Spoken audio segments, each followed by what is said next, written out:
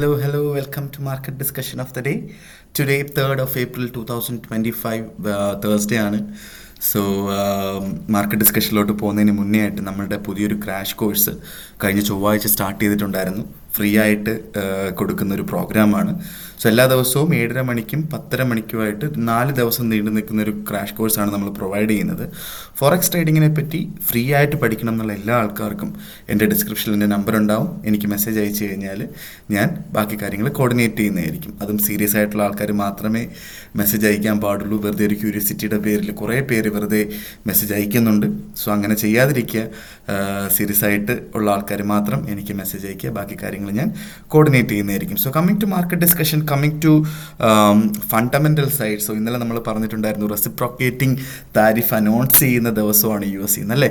So അതിനകത്ത് European കൺട്രീസിൽ യൂറോപ്പിലോട്ട് ഉള്ള tariff 20% മുകളിലായിട്ടാണ് ഇന്നലെ അനൗൺസ്മെൻറ്റ് വന്നത്. അപ്പോൾ ഇന്നലെ അനൗൺസ്മെൻറ്റ് വന്നതും ഓൾമോസ്റ്റ് US മാർക്കറ്റൊക്കെ ക്ലോസ് ആയതിന് ശേഷമായിരുന്നു. ഓക്കെ, സോ ഈ ഒരു ക്യാൻഡിൽ നിങ്ങൾ കണ്ടാൽ ശ്രദ്ധിക്കുക. ഒറ്റയടിക്ക് മാർക്കറ്റ് താഴെ പോയി 3105 വന്നു. മാർക്കറ്റ് തിരിച്ചു കയറിപ്പോയി 3166 വരെ പോയി. ഇപ്പം മാർക്കറ്റ് ഒരു കറക്ഷന് വേണ്ടിയിട്ട് നിൽക്കുന്നത് നമുക്ക് കാണാൻ പറ്റും അല്ലേ. സോ അത് ഗോൾഡിലാണ് ഈ ഒരു കാര്യം നടന്നിട്ടുള്ളത്. ബാക്കി എല്ലാ കൗണ്ടറിലും ഇപ്പം GBP എടുത്തു കഴിഞ്ഞാൽ GBP ആ റേഞ്ച് വിട്ട് 1.3100 മുകളിലായിട്ട് പോയി. യൂറോ ഒരു റേഞ്ച് വിട്ട് പോയിട്ടുണ്ട്. നമ്മൾ യൂറോ നോക്കുകയാണെങ്കിൽ യൂറോ ഇപ്പോൾ 1.0800 അടുത്ത് നിന്ന സാധനം ഇപ്പോൾ 1.098 ആ ഒരു ലെവലിലോട്ടൊക്കെ എത്തിയിട്ടുണ്ടെന്നുള്ള കാര്യങ്ങളൊക്കെ നമുക്ക് ഇതിനകത്തൂടെ കാണാൻ പറ്റും അല്ലേ. സോ ഇത് നമുക്കറിയില്ല എങ്ങോട്ടാണ് പോകുന്നത്. ഇന്ന് വീണ്ടും അനൗൺസ്മെൻറ്റുകൾ ഉണ്ടാവും, പല കാര്യങ്ങൾ വെച്ചിട്ടുള്ള പല അനൗൺസ്മെൻറ്റുകൾ ഉണ്ടാവും. അതേപോലെ തന്നെ യൂറോപ്യൻ രാജ്യങ്ങളിൽ എന്താ പറയുക, US സാധനങ്ങൾ ഉപയോഗിക്കുന്നതിനെതിരെയായിട്ടുള്ള ക്യാമ്പയിനുകൾ നടക്കുന്നുണ്ട്. അപ്പോൾ അങ്ങനെ ഒരുപാട് കാര്യങ്ങൾ മാർക്കറ്റിൽ നടക്കുന്നുണ്ട് എന്നുള്ളൊരു കാര്യം മനസ്സിലാക്കുക. ട്രേഡ് വാർ നടന്നുകൊണ്ടിരിക്കുകയാണ് അല്ലേ. സോ ബേസിക്കലി ഇപ്പോൾ ഇതിനകത്തുള്ള പ്രഷർ ആക്ച്വലി ഗോൾഡിലാണ് വരുന്നത്. അപ്പോൾ അതുകൊണ്ടിട്ട് തന്നെ ഗോൾഡ് എങ്ങോട്ടാണ് പോകുന്നതെന്ന് നമുക്ക് സത്യം പറഞ്ഞു കഴിഞ്ഞാൽ ഒരു പിടിയും ഇല്ല എന്നുള്ളതാണ്. എന്തായാലും 3200 ഇന്ന് എത്താനായിട്ടുള്ള പോസിബിലിറ്റിയും 3180 ക്രോസ് ചെയ്താൽ 3200 വരെ എത്താനുള്ള പോസിബിലിറ്റിയും നമുക്ക് കാണാൻ പറ്റും അല്ലേ. സോ അത് മാത്രമല്ല, നാളെ നമുക്ക് NFP non farm payroll day ആണ്. Normally non farm payroll day ഭയങ്കര ഇമ്പോർട്ടൻ്റ് ആയിട്ടുള്ള ഒരു ഡേ ആണെന്ന് നമ്മൾ പറയാറുണ്ട്. മാർക്കറ്റിൽ നിന്ന് മാറി നിൽക്കണം എന്ന് പറയാറുണ്ട്. അതേപോലെ തന്നെ മാർക്കറ്റിൽ നിന്ന് മാറി നിൽക്കുക, NFP ഡേ മാർക്കറ്റിൽ നിന്ന് മാറി നിൽക്കുക എന്നുള്ളത് വളരെ ഇമ്പോർട്ടൻ്റ് ആയിട്ട് കൺസിഡർ ചെയ്യണം. പക്ഷേ നാളെ എന്തുമാത്രം ഇമ്പാക്റ്റ് NFPക്ക് ഉണ്ടാക്കും എന്നുള്ളൊരു കാര്യത്തിനെക്കുറിച്ച് നമുക്ക് അറിയില്ല എന്നുള്ളതാണ് സത്യം. കാരണം ഇത്രയും വലിയൊരു ന്യൂസൊക്കെ വന്നതിൻ്റെ ഒരു ഇതായിട്ട് നമുക്ക് എത്രമാത്രം ഇമ്പാക്റ്റ് NFP ഉണ്ടാക്കാൻ പോവുകയാണ് എന്നുള്ളൊരു കാര്യം സത്യത്തിൽ നമുക്ക് അറിയില്ല എന്ന് തന്നെ പറയാം. ഓക്കെ, സോ നമ്മൾ നേരെ നമ്മളുടെ ടെക്നിക്കൽ സൈഡിലോട്ട് നമ്മൾ പോകുമ്പോൾ നമുക്ക് ഫസ്റ്റ് ഓഫ് ഓൾ നമ്മളുടെ JPY USD JPYയിലോട്ട് വരുമ്പോൾ USD JPY ഇപ്പോൾ കറൻ്റ്ലി ട്രേഡ് ചെയ്ത്. അപ്പോൾ ഇന്നലെയും 150 അടുത്ത് സെല്ല് ചെയ്യാനായിട്ട് ഞാൻ പറഞ്ഞിട്ടുണ്ടായിരുന്നു.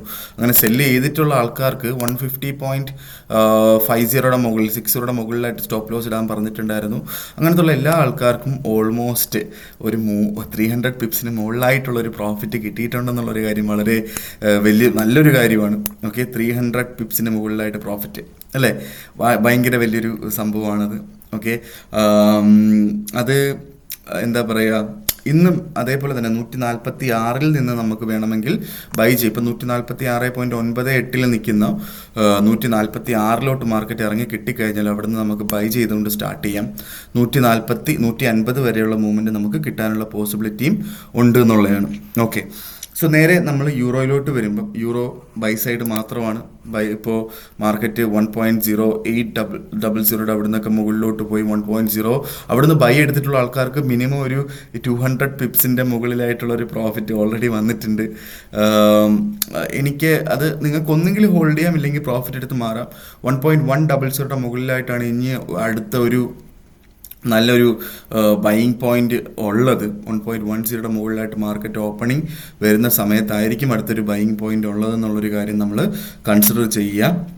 ഓക്കെ, അതുകൊണ്ടിട്ട് തന്നെ യൂറോ എന്താ പറയുക, ഒന്നുകൂടെ ഒന്ന് താഴെ കിട്ടിയാൽ, ഇപ്പോൾ ഇന്ന് US ഓപ്പണിങ് അല്ലെങ്കിൽ യൂറോപ്പൊക്കെ ക്ലോസ് ആയതിനു ശേഷമുള്ള സമയത്ത് ഉറപ്പായിട്ടും US നിന്നുള്ള അനൗൺസ്മെൻറ്റുകൾ ഉണ്ടാവും. ആ അനൗൺസ്മെൻറ്റുകൾ വരുമ്പോൾ യൂറോ ഒന്ന് താഴെ കിട്ടിക്കഴിഞ്ഞാൽ അവിടുന്ന് നമുക്ക് വാങ്ങാം എന്നുള്ളതാണ് യൂറോയിൽ എനിക്ക് പറയാനായിട്ടുള്ളത്. 1.0800 കിട്ടുകയാണെങ്കിൽ, കിട്ടുമെന്ന് ഉറപ്പൊന്നുമില്ല, കിട്ടുകയാണെങ്കിൽ ബൈ ചെയ്യുക. ഇല്ലെങ്കിൽ 1.09 അവിടെ സപ്പോർട്ട് എടുക്കുകയാണെങ്കിൽ അവിടുന്ന് വേണമെങ്കിലും ബൈ ചെയ്യുക.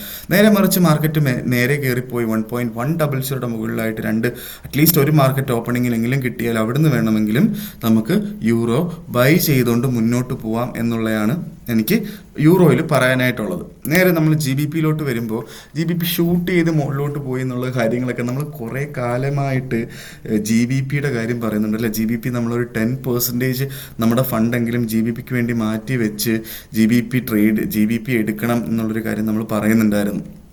കുറേ നാളായിട്ട് പറയുന്ന കാര്യമാണല്ലേ. സോ ഇപ്പോഴും എനിക്ക് അത് തന്നെയാണ് പറയാനായിട്ടുള്ളത്. GBP എവിടെയെങ്കിലും നല്ലൊരു ബൈയിങ് പോയിന്റ് താഴെ എവിടെയെങ്കിലും കിട്ടിക്കഴിഞ്ഞാൽ ബൈ ചെയ്യുക. 1.300 അടുത്തായിട്ട് നമുക്ക് എപ്പോഴെങ്കിലും കിട്ടുന്ന കാര്യം ഭയങ്കര പാടാണ്. പക്ഷെ എന്നിരുന്നാലും ഇന്നത്തെ ദിവസം മാർക്കറ്റ് ഭയങ്കര വലിയൊരു മൂവ്മെൻറ്റ് നടത്തിയിട്ടുണ്ട്. ഈ ഒരു പോയിന്റിലൊക്കെ നമുക്ക് മാർക്കറ്റിനെ കിട്ടുകയാണെങ്കിൽ നമുക്ക് ധൈര്യമായിട്ട് ബൈ ചെയ്ത് മുന്നോട്ട് പോകാൻ GBP. ഓക്കെ, ലോങ്ങർ ടേമിലോട്ട് വേണമെങ്കിലും ഹോൾഡ് ചെയ്യാൻ പറ്റുന്ന ഏറ്റവും ബെസ്റ്റ് പ്രോഡക്റ്റാണ് GBP. കാരണം ഇന്നലെ താരിഫ് അനൗൺസ്മെൻറ്റ് വന്നപ്പോൾ വെറും 10% താരിഫ് മാത്രമാണ് UK US ഇട്ടിട്ടുള്ള താരിഫ്. അത് വളരെ കുറവാണ് ആക്ച്വലി. അപ്പം അത് UK-യും US-ഉം തമ്മിലുള്ള ഒരു ബന്ധത്തിൻ്റെ ആ ഒരു എന്താ പറയുക, അത് ആ ഒരു ഭയങ്കരമായൊരു റിലേഷൻഷിപ്പും അവിടെ കാണിക്കുന്നുണ്ട്. ഓക്കെ, അതുകൊണ്ടിട്ട് തന്നെ എന്താ പറയുക, നമ്മുടെ GBP അപ് ട്രെൻഡ് തന്നെയാണ്. GBPക്ക് ഒരു രീതിയിലുള്ളൊരു പൊളിറ്റിക്കൽ രീതിയിൽ നിന്ന് ഒരു രീതിയിലുള്ളൊരു ഒരു പ്രഷർ, താഴോട്ട് പോകാനുള്ള പ്രഷർ GBPക്ക് ഇല്ല. ഉറപ്പായിട്ടും GBP മുകളിലോട്ട് തന്നെ പോകാനുള്ള പോസിബിലിറ്റിയാണ് നമ്മൾ ഇപ്പോൾ കണ്ടുകൊണ്ടിരിക്കുന്നത്.